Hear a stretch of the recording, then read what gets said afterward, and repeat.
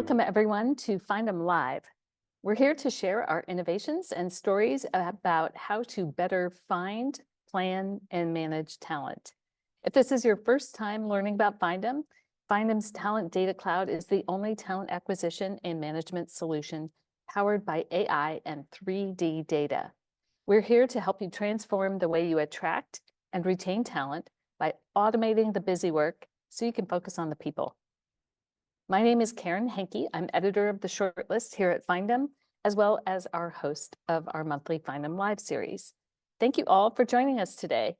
We're super excited to share information about optimizing your talent workflow, especially beyond outbound sourcing. Please use the chat to ask questions, share emoji reactions, anything to let us know you're out there and reacting to the conversation that we're about to have. I'm joined today by Matt Kavala. And Matt, please say hello and introduce yourself. Share a little bit about your role here at Findem. Yeah, thanks, Karen. My name's Matt Kavala, Director of Professional Services. Want to thank everyone for taking the time to learn a little bit more about Findem and how we can go ahead and help. Should be a collaborative discussion today. I know it's a jam-packed agenda. All right, yes, we've got a lot of content to get through, and we're doing things a little bit differently this time. We often do a showcase where we actually show the product. Today, we're actually going to take it up a level and talk about multi-channel talent acquisition strategy looks like and why you need it. So I'm going to ask, let's go back one slide. I just wanted to share with folks, I actually live in Northern California in Marin County, and these are the big, beautiful green hills above my house. And it's actually a watershed. And we had a lot of rainstorms lately where I noticed when I looked up at these hills, I started to see these little white ribbons coming down the hills. And it took me a minute to realize that those were waterfalls and water trickling down into these churning creeks below and going into our reservoirs. That was a great sign for me because we've had a couple of years of drought. So to know that our reservoirs were filling up and that this watershed was doing its job of capturing all of that incoming rain and then preserving it for leaner times was a really great sign. It also got me thinking about, the importance of having multiple channels. Yeah, go ahead. Let's move on to that watershed moment. It got me thinking about talent today and that we might just be in a watershed moment ourselves. I don't know if any of you experienced when LinkedIn went down a couple of weeks ago, but if that's your only talent stream today, what happened when LinkedIn goes dry? Does your talent stream go dry? At the same time, we've seen with layoffs, a lot of people applying to jobs, and we hear that people are experiencing larger volumes of applications, almost to where it's difficult to process them all. So we need to ask, are you capturing that volume of inbound now for later? And finally, when we think about drought and rain and storms, it sort of is like the last few years in terms of market conditions. We've seen a lot of big ups and downs. So are you ready for the market conditions to change? What do you need in a talent ecosystem, in a talent plan, in order to make sure you can address these three really critical issues? So I'd like to, now that we've sort of got that context, I'd really like to lean into your ATS. What we found looking at the data from HR.com in this report is that the bulk of the talent stack today is made up of job boards and ATS. 2/3 of all companies, that's what's in their tech stack. They may have other things, but those are the core pieces. At the same time, we'd love to, just 1 in 4 of the people who answered the survey rated their TA tech stack as good and excellent, and 11% reported missing out on quality candidates due to the limitations of their ATS. So we've got a lot of concerns about the ATS, and I thought we'd just start with a polling question around on a scale from 1 to 5, with 5 being needs work and 1 being needs work and 5 being excellent. how would you rate your current ATS? So I'll give folks a few minutes to answer that question.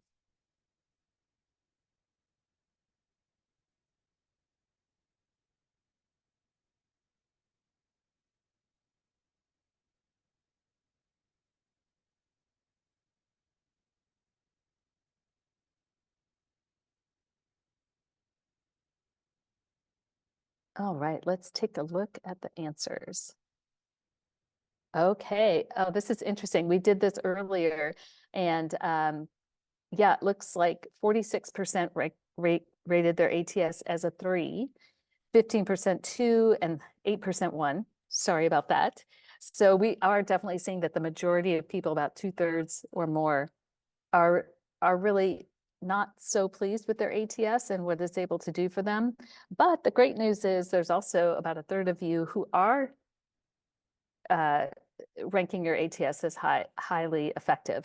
So this is great information for us. And I think part of what we want to do today is talk about, how are talent leaders rethinking their talent ecosystem so they can go beyond that pure sourcing and build a focused multi-channel approach to hiring instead. And so, there's so much talent that gets lost and forgotten in the ATS, and that forces you to just go outbound sourcing again. So today we're going to talk about how to optimize your talent workflow across the 7 hiring channels and turn your recruiting function into a talent generation engine. So, Matt, are you ready to help me break this down? Let's do it. All right, next slide, please. All right, welcome to the multi-channel talent ecosystem. Next slide. Okay, I think if you've been on a Findem Live before or talked to us, you've probably seen a variation of this slide. We're talking about a strategic multi-channel talent ecosystem. And what this means is bringing automation and intelligence to your tech stack. So you're really working across all channels when it comes to finding talent. So we're going to break down each one of these. But before we go on, I just want to point out the 3 circles that you see here, those dotted lines. What those represent is really how close the talent is to you. So that inner circle are the people who know your company and you know them. The middle circle is when you know of them, but maybe they don't know of you, or the opposite way around. And then finally, that outer circle are those cold leads that you have to go out and find yourself. So I want you to have that in mind, these concentric circles, as we break down each one of these channels. Okay, let's start with inbound, because I know that's that storm that's hitting your watershed right now. We hear over and over that companies are being inundated with applications, and these really are your warmest leads. But that volume can be really overwhelming. So if you're manually disqualifying people, then that's a lot of time spent sort of looking at people who are not a fit for jobs rather than focusing in on the people who are.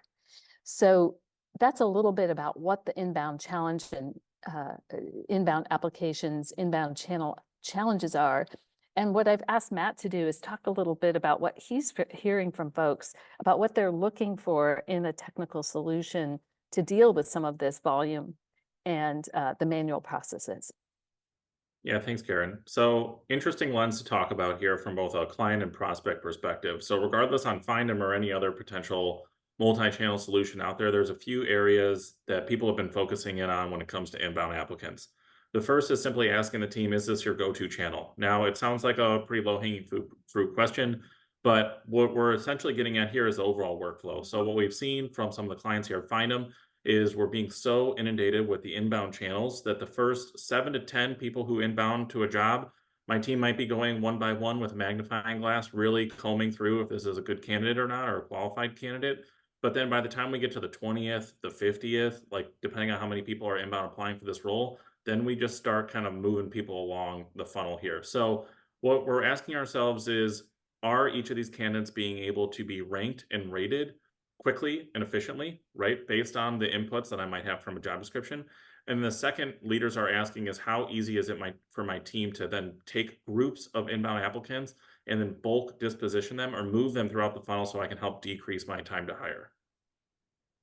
This is such a critical channel. The inbound is really the heartbeat of the modern talent ecosystem. And, like you said, it should be your go-to channel. But, we know that you're going to need automation to be able to deal with the volume that's coming in. At the same time, this is a great way to find people who really want to work at your company. So if you are able to disposition them in a positive way and create a positive candidate experience, these might be your go-to people for your next hire. Well, let's move down around the circle. And as you notice, that first slide had the inner circle. That's where we were, the closest, warmest leads. Now we've added our second circle here. These are people 1 degree away. These are maybe your silver medalists who are in your ATS. You've qualified them, but for whatever reason, it wasn't the right time. They weren't quite the best candidate for the job. So if as they sit in your ATS, this is just a gold mine of opportunity. These are people who've expressed interest in your company, but the timing wasn't right. So, you could go after them at a later time. But if you never get back to them and you never have any positive outreach to them, it could really erode your employer brand. They could really have a negative experience and not want to come back to your company. So what should you be looking for in a tech solution around this? Yeah, so some of the biggest questions that are coming up right now is this idea of both updating and enriching candidate profiles, right? So I have a list of candidates, probably a large number of candidates sitting in an applicant tracking system.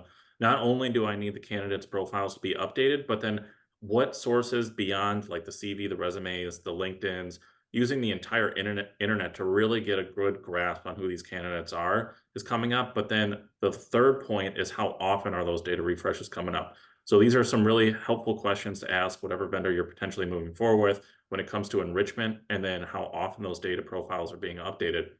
Furthermore, how easy is it to identify top talent in the ATS, right? Like we're all used to using an applicant tracking system, maybe using some keywords to go in there, but I'm not really too sure what to do with that information once I find it.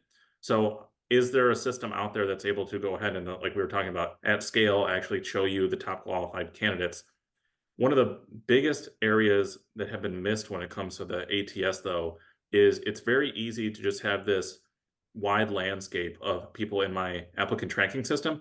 But how can I see people that have applied for one job in the past that might be a good fit or a qualified fit for a current job that I have going on right now, a little bit more recent, to really cut that time that my team's doing when they're rediscovering people in my applicant tracking system? So that's been a more and more popular workflow here in 2024. Right. I think we've just really got to figure out ways to tap into those people who've shown interest and create that positive candidate experience. And Jer, I see that's a comment about lots of inbound right now. So we want to help you turn that into a talent generation engine instead of just a lost opportunity. All right, let's move on to the next channel. Okay, so we've talked about people outside your organization, but what about the people inside the organization? They already have the domain expertise. And but if it can be really hard to figure out who has the skills to match new open recs, as well as some of the newer positions that are developing as AI becomes adopted into different roles. And I think it's also really important to think about here that if you're not finding new opportunities or uncovering people who have potential for some of these newer roles, you're going to lose them, right? Because if they don't see growth inside your company, they're going to look for it somewhere else. So how do you really make use of this channel and not lose out on this great talent that you already have in-house? Well, first, I think we need to ask if we actually have an internal mobility strategy. And I don't mean just like talking about internal mobility, which that is an important step here, right? Like we need to establish that we need an internal mobility strategy, but then how do we actually build a real material strategy to look at employees and identify which one of these employees would be a potentially fit for another role out here? Now, one of the biggest pitfalls when it comes to the internal mobility strategy that we've been seeing, and this is where it comes with really truly partnering with a vendor on here, is okay, are profiles being updated both in the ATS and public domains out there? But then also, what processes do I have in place at my organization where I'm actually having my employees update their skills, their new titles, all this good stuff into either the applicant tracking system or somewhere on the interwebs where they can actually be pulled and generated as opposed to just generating stale information? Right. So you've got to know who you've already got in-house who could really be filling these great positions. And this is a really tricky thing for the current, most current systems. They're just not looking into that, what's new and updating and enriching. Okay, so now we're getting around the circle to the CRM and talent pools. And when we looked at data from HR.com, it's a small number of people that have actually implemented CRMs, but these are such a great opportunity. This is the qualified talent that you've identified from one channel or another that are ready later. The timing's off either for you or for them. And it's really easy to lose touch and never reach out to those folks again. And then you're forced to just outbound them again and again as if they're completely fresh and new to your organization. It's so much better if you can create that relationship, create that positive experience for them, and maybe give a little bit to them to help them with their career direction in order to get back the great talent that's out there. So how do we do that with tech?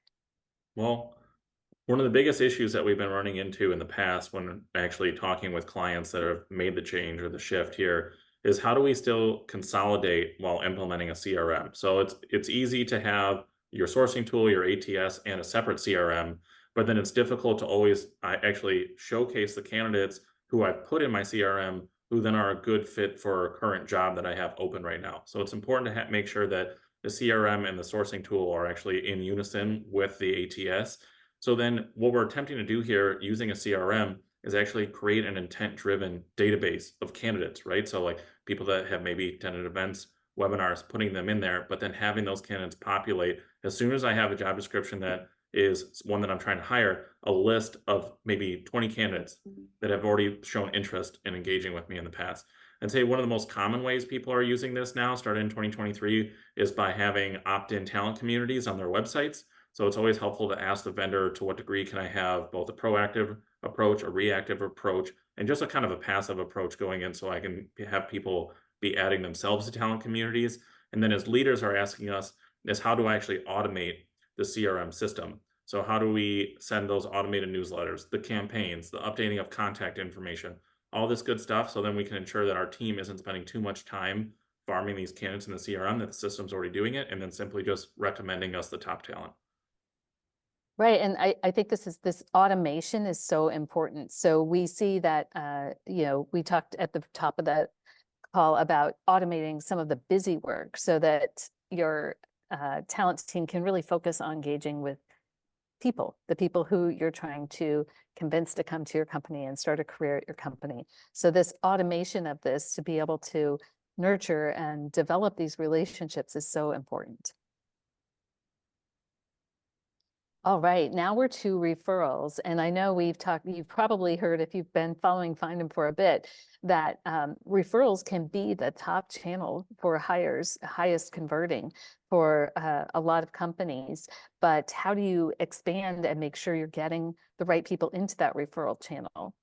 Right now, it's pretty dependent on employee outreach, and most of the programs in the talent stack around referrals might be more about tracking and rewarding people for recommending. But we're saying, what if you can flip the ask? What if you can go do this sort of at scale discovery of talent in your ATS and beyond, and find where they're connected to people inside your organization and just ask for that warm intro and instead of having to go out and find a way to connect with those people and make them aware of your company. Mhm. So what should we be looking for with regard to referrals? Well, to be candid with everyone on the call here, the referrals was the aha moment that Findem had, right? So like last year we looked through and we just started asking our clients, what is the hiring source breakdown that you're currently getting all your hires from, right? And one of the data points that we saw was that 35% of the hires were coming from referrals and roughly 15% was coming from direct sourcing, which that took everyone in Findem kind of aback. And we were like, oh my gosh, the referrals who our employees are referring are we're actually hiring more of those types of people than our own entire recruiting team is right now. So what we started asking ourselves is how can we get the connections to show for all these people, of all these people that these employees know, to just recommend these types of people when I'm inputting a job description from my applicant tracking system, when I'm looking for someone in the search. So being able to ask the vendor, how can I just quickly see all the connections across my org and then who's not just connected, but who's an actual good fit for the role is superiorly helpful. The next is how the referrals can go beyond like a LinkedIn connection, right? Like that's just such a low hanging fruit when it comes to LinkedIn connection. But when you're actually layering on time, like same company, same team, same organization, same like majors at a university, all these other things that will add in. And then that way I can actually request warm introductions to each of these candidates. Absolutely. I mean, really knowing that that person, it doesn't help to know that both Matt and I say worked at, I don't know, I'll just say Apple, because I wish. But let's say we both worked at Apple, but 10 years apart. Like, what good is that? We don't know each other. There's no connection there. So that time layer is really, really important. Um, I also want to touch on diversity here because referrals can be a problem with trying to make sure you're moving the needle on diversity because you just keep getting more of the same when you use that more traditional approach of asking the employees to go find people. But if we find the people and are able to prioritize diversity in your talent pool and those people are connected, that can be a strong source of diverse talent as well. All right, we're almost around this circle and we've got about 7 minutes left. So we got to get around this. So we're on alumni. So this is the talent and they know you, of course, but they've left the organization. I think one thing to think about is how much the workplace has changed in the last few years. So we have remote work, we have fractional positions, we have new technologies coming into alignment that require different sets of skills and different levels of expertise. Those are all opportunities to bring people who are high performers back into your organization and find positions for them that might just be more suitable for them at this time in their lives and by location. So when I talked to some folks at the Talent Collective about this, they were telling me how they go about their boomerang strategy, and it sounded really manual, sorting through spreadsheets and going through performance reviews to find the right people to reach out to.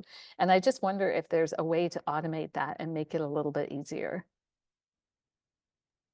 Well, some of the most fascinating learnings that we've been having is how leaders are leveraging the alumni strategy. So not even just identifying, first, we just need to see who is my organization actually losing talent to. Give me a list of the top 10 companies that are typically hiring the employees that I have and where those employees are going. Then I can actually identify what type of opportunities those other organizations are offering. So then I can button up my own organization and hopefully decrease the amount of employees that are going to maybe a competitor or somewhere else in the industry. Then I can actually have my win back strategy and I can report on this over time as well. That's a great insight. I think it's just beyond, it's so important because it's beyond thinking just about one individual and seeing the big picture. Great. I think we're to the top of the circle. Whoops.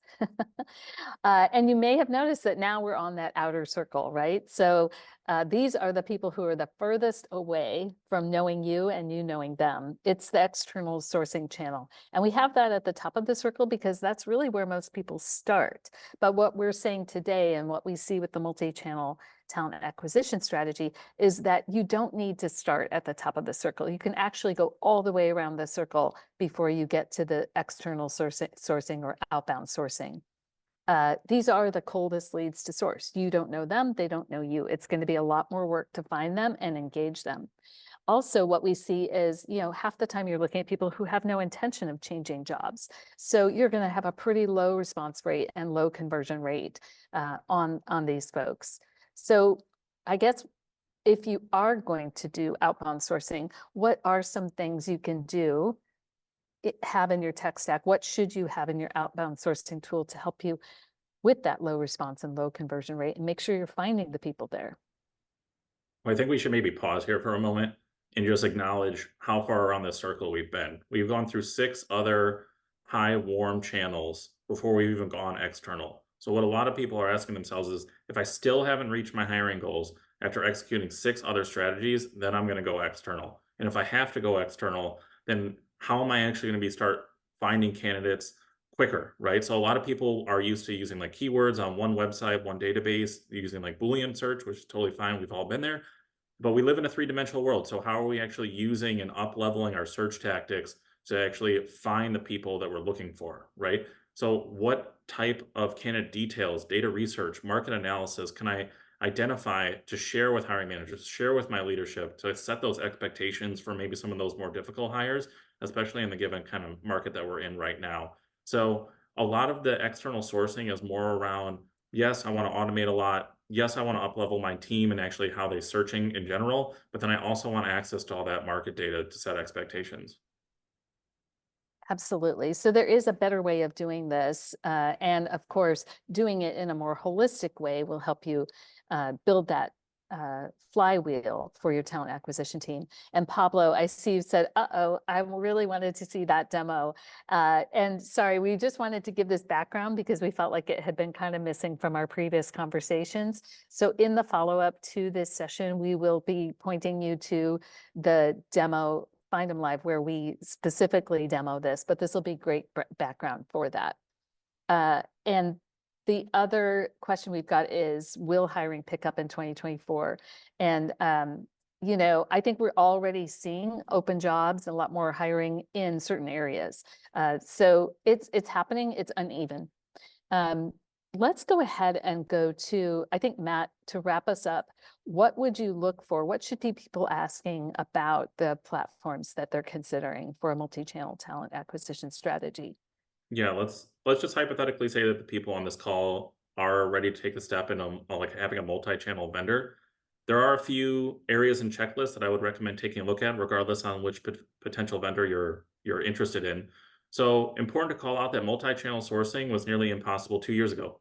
Candidly, the technology just didn't exist. So the power of AI has allowed us to truly unlock the TA ecosystems that we're talking about today. So these 6 bullet points are something I would keep an eye out for. The first being what data and functions are offered in the multi-channel platform. What we're really trying to get at the root here is are the hiring channels that your potential vendor is offering aligns with your organization's focus and goals, right? So are we aware of where your current hire source breakdown is? Do the available channels that you have actually solve the pain that you're having today? And do the channels have the ability to scale with the company? The second one is how long has the company been utilizing AI in practice? This is key when it comes to data accuracy and workflows. AI is a powerful solution, yet it can be a little complicated to actually implement. So vendors must undergo a lot of testing, developing, training in order to effectively use AI in their systems. We've been finding that some early adopters in the space have been reviewing newly built AI solutions, but have found that the workflows are not as intuitive or as accurate as to be expected. So make sure the vendor can actually provide you with how, where, and why they're using AI to increase their data accuracy and user experience. The third area would be where it comes to actually identifying where your organization is in its AI journey. This is really getting at the heart of the change management and adoption questions that we have. So, is your company ready to implement AI solutions? And is your team in a position to change their process? And has leadership actually been exploring Gen AI and ChatGPT tools? The fourth one is how often does the platform both update and enrich candidate profiles across channels? Again, this is getting at the additional enrichment sources. So going beyond LinkedIn, going to the internet, like we talked about. But I really want to end on the last 2 points here because these are the most popular. So identify the compliance and risk and opportunities when it comes to implementing an AI solution. This is getting at compliance, right? So inquire about how the potential vendor is using AI responsibly and how the vendor is adapting to state laws when it comes to AI, which is being rolled out on a quarterly basis. And lastly, what is on the vendor's product roadmap to continue improving AI workflows? This is ongoing development and integrations. So we can all acknowledge that at one day, the majority of systems will have some degree of AI. The benefit isn't that AI is in the system, it's what business value does that AI bring to you? How do we overcome any of those adoption issues? And does the vendor actually connect to your current systems to ensure the consolidation is achieved, not just adding another solution? So there is a world that we can cut costs, right, and consolidate our tech stack. And we do believe that through the power of AI, it can be achieved. Whew. We went through a lot of material really quickly. So thank you all for being here, for the comments and questions. We always welcome feedback and questions and would love for you to let us know what you think in the chat. As we come to a close, we're almost out of time here. We do have one last poll for you. We want to know if this was helpful and if you'd like to hear more from someone on our team. So please take a second to answer the poll and let us know if you'd like us to reach out to you for a platform demo. And again, thank you all so much for tuning in. We do Findem Live every third Thursday of the month, so you can look for us on April 18th, and we'll have that registration page up shortly. You can just go to findem.ai/live. We've got a really easy to remember URL, so you can always go there and sign up for the next one. And thank you, Matt, for running through this so quickly and delivering so much great information and insight that you've got from having conversations with people who are really, trying to meet this watershed moment. Yes, thank you. Looking forward to speaking with others. Great. Thanks. And with that, we'll see you next time.